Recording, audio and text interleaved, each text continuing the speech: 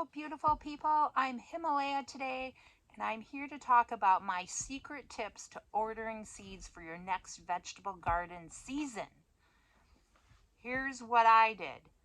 Last season, I took great notes on everything that happened. What all the things that the deer ate, all the vegetables that the rabbits chewed down, all the plants that didn't do well. I wrote things that did do well. I wrote down all the days I just spent a lot of time weeding and how many hours it took me to weed, one short row of carrots. I did all that, so I knew had something to do, and all the varieties that I grew and which ones I liked all got documented in notes on paper or on my phone.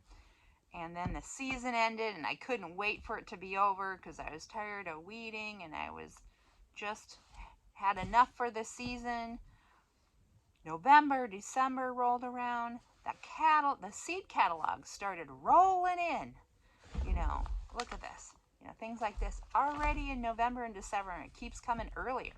So do not look at those catalogs. You're not going to be ready yet because you're gonna still think about all that work, all that failure, and your mind's gonna get in the way of ordering. So just put them aside, put them in a box, don't throw them away.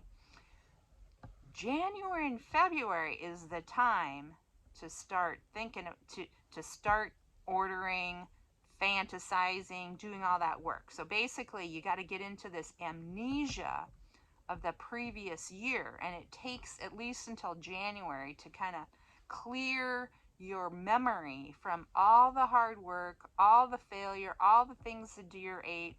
Don't bother looking at your notes. It's just good to keep it on file somewhere, but don't look at them before you order because that might interfere in the ordering process.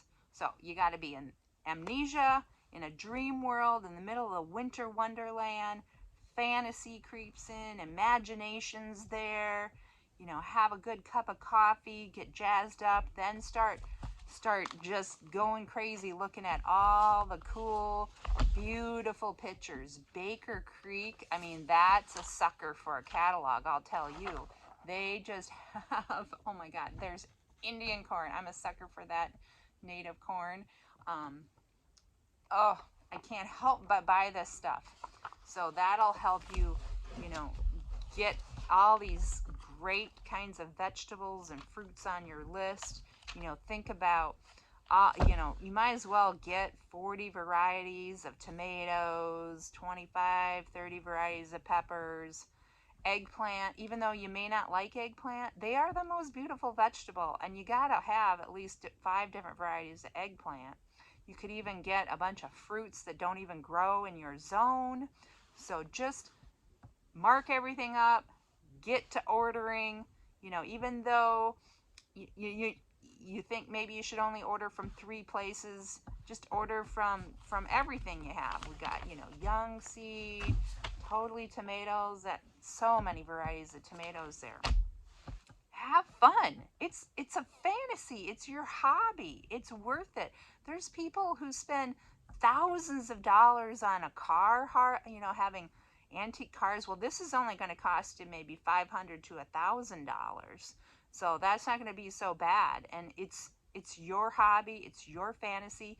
And this fantasy is going to feel so good for at least 4 months from the time you order in January, February to like May or June.